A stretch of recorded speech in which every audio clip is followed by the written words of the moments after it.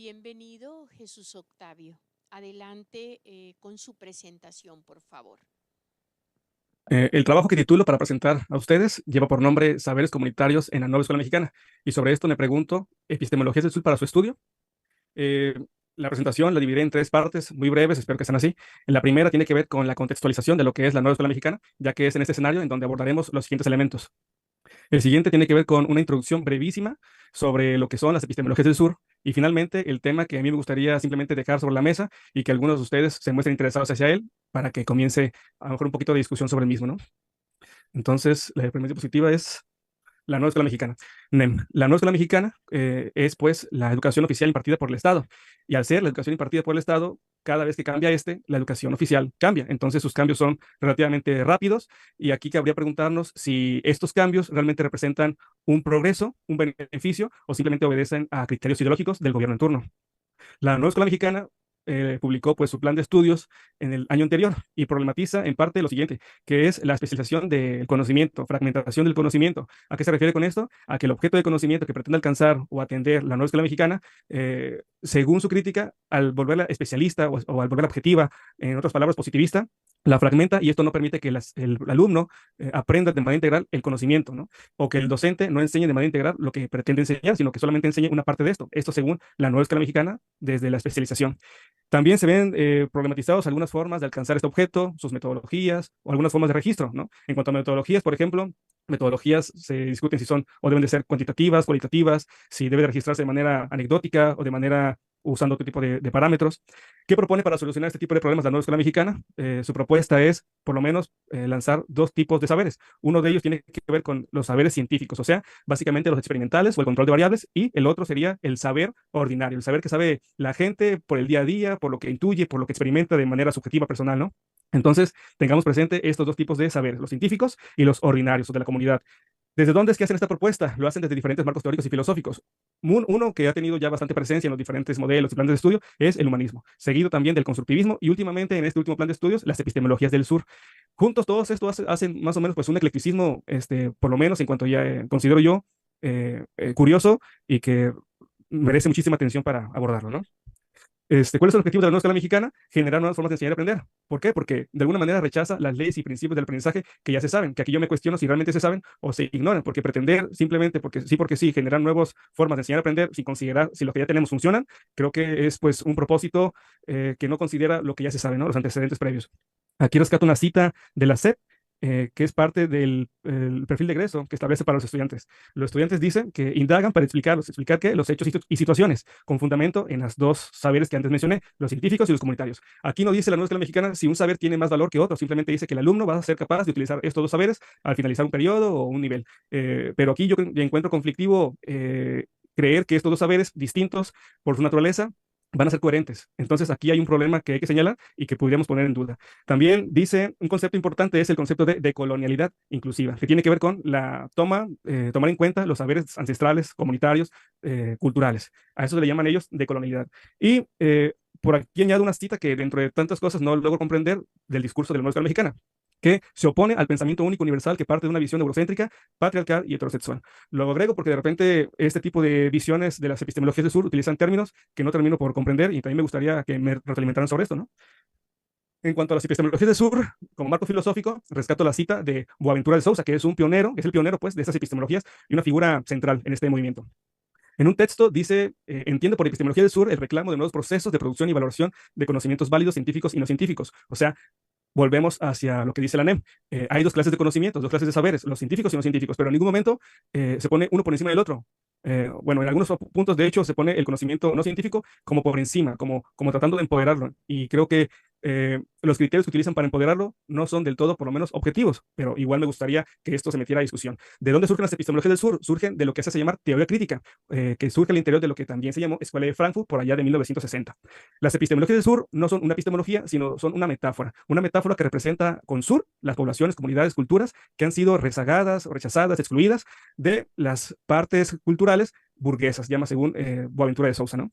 Entonces, el sur no representa un marco territorial físico, sino que el sur puede estar en un territorio del norte, siempre y cuando en este territorio del norte haya una comunidad con rezago. O sea, el sur son las comunidades con rezago, que sufren de exclusión, ¿no? De incluso racismo y demás tipos de discriminación social. Y el norte sería entonces el lado burgués, el lado que no es excluido, el lado que es enaltecido socialmente. ¿De qué manera funcionan las epistemologías del sur?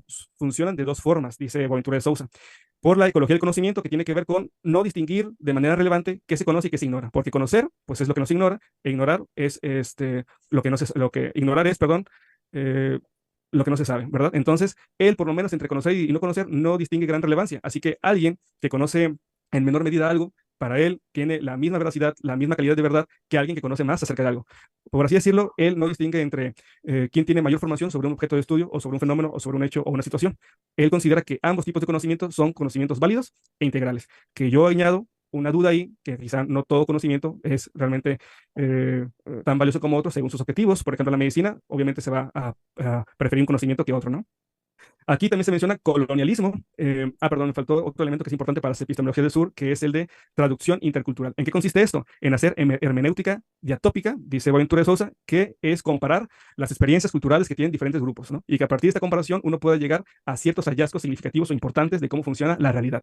Que esto me parece un paso previo hacia pues la búsqueda de un conocimiento objetivo, científico, ¿no? Porque una parte importante de la ciencia y del conocimiento basado en evidencia es la comparación de condiciones. Entonces, de una manera u otra, creo que, aunque critique Boaventura de Sousa y las epistemologías del sur, la ciencia, creo que de poco en poco se aproximan hacia tal cosa, ¿no?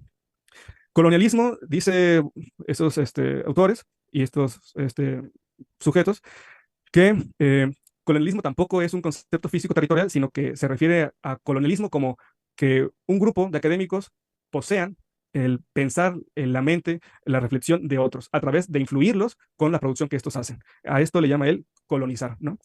Rescato aquí, él también, por ejemplo, asocia mucho el concepto capitalismo con ciencia, que la verdad también le pongo ahí una duda, porque no estoy del todo seguro si toda ciencia per se es capitalista, ¿no? Sí, quizá en muchos países donde se desarrolla alta calidad de ciencia, tienen sistemas capitalistas, pero creo que esta correlación no es realmente causalidad, ¿no? Y por último, en esta diapositiva tengo una cita que dice, lo que está siendo analizado hoy puede ya no existir mañana. La resalto aquí porque esto implica ciertos paradigmas filosóficos. ¿Cuáles? Constructivismo, relativismo, subjetivismo, ¿no? O sea, todo depende del sujeto, de un enunciado personal, de un momento en que se hizo el enunciado, pero no de algo independiente, de algo real, material o determinado, ¿no? Entonces creo que eso es importante para ir viendo desde dónde narran y explican las epistemologías del sur los sucesos del día a día, ¿no? Eh, y por último, esta es la diapositiva que yo quería presentar, sobre todo cuando vi la oportunidad de participar en este coloquio, que agradezco poder estar aquí. Educación basada en evidencia. Según, ahora sí metiendo mi experiencia, que evito hacerlo, como profesional de la enseñanza, no lo he escuchado mucho entre los colegas, ni en la formación de pregrado, ni de posgrado, ni ya en ejercicio, ni de formación continua. Y creo que es importante que poseamos este término para que nos permita, en subsecuente, buscar diferentes tipos de fuentes y ya no solamente seguir buscando información y fuentes sobre lo mismo, ¿no? Que es casi siempre los documentos oficiales del gobierno o de las organizaciones internacionales a las que pertenece México. Pero la educación basada en evidencia, ¿qué es? Según, aquí cito a Hedrich Martínez, Martínez Bernal y Rincón Camacho, la educación basada en evidencia es tomar decisiones considerando la información científica. O sea, no tomo una decisión, no resuelvo un problema según lo que creo que es mejor, no según mis gustos, no según mi intuición, sino lo que está comprobado que sirve, ¿sale? Y esto es entonces trabajar la enseñanza de manera científica, educación basada en evidencia. ¿Qué intenta hacer la educación basada en evidencia? Cerrar la brecha entre investigación y práctica, porque muchas veces hace investigación, pero lo que se produce en investigación no se lleva a la práctica y muchos docentes, aunque tienen gran conocimiento práctico, no lo llevan a la sistematización para generar conocimiento científico ni investigativo. Aquí añado una viñeta en donde me gustaría cuestionar si la profesión docente realmente es una profesión, porque una profesión que carezca de ciencia, pues queda quizá relegada a un folclore, a una tradición, a un arte, a una administración, a una técnica nada más, ¿no? Pero si como docentes gustamos de hacer nuestra disciplina, nuestra área, nuestra praxis, una profesión, creo yo que es muy conveniente apegarnos a la ciencia y no apegarnos a cuestiones protocientíficas o que estén en camino apenas de hacerlo, ¿no? Este, quizá un problema, dice Boaventura de Sousa, que un problema con la ciencia es que la gente no accede a ella por una cuestión monetaria, una cuestión de no poder capitalizar el tiempo, los recursos, ¿no? Una cuestión que solamente el capitalismo segrega a ciertas personas para que accedan al conocimiento científico. Esto dice Boaventura de Sousa, por eso critica mucho la ciencia y el capitalismo. Pero quizá a veces no es un limitante los recursos económicos, quizá Ay, perdón, ahorita ya acabo. Quizá un limitante es que ni siquiera los profesionales de la enseñanza consideran valioso la ciencia, la investigación y el trabajo académico, ¿no? Quizá ni siquiera es entonces los recursos económicos, sino la valorización que hacemos de la ciencia. La evidencia en investigación, en educación es muy pobre, muy ambigua, muy, dispersa, subjetiva, y a veces ni siquiera se le da continuidad, simplemente se generan producciones muy salteadas, sin bastante orden, no llevan línea de investigación. Aquí hay una cita de los autores que me gusta y dice, a pesar de que los profesores tienen un amplio conocimiento práctico, su conocimiento científico es muy escaso y tiene un impacto pobre en la toma de decisiones. Entonces, estaría muy padre que este conocimiento práctico que tienen los profesores lo sujetáramos a la evidencia científica, ¿no? Entonces, ¿por qué meto esto de la educación basada en evidencia? Porque los saberes comunitarios, por lo menos en comparación con la nueva escuela mexicana y la educación basada en evidencia, pues hay dos paradigmas. La base en evidencia dice que la validez de los saberes comunitarios según criterios científicos, independientes de la cultura. Pero la epistemología del sur dice que la validez de los saberes comunitarios según criterios culturales, dependientes de su propia cultura.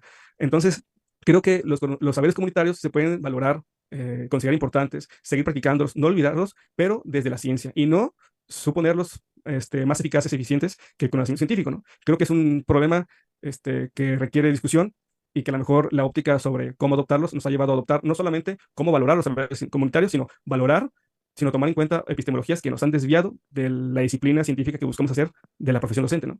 Por lo menos en lo que encuentro yo con la bibliografía que aquí cito. Sería esa entonces toda mi presentación. Muchas gracias.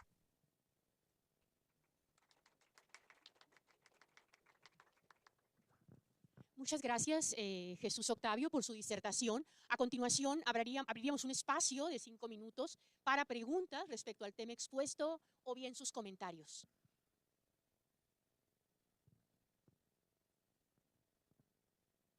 ¿Quisiera alguien hacer alguna pregunta o comentario sobre el tema?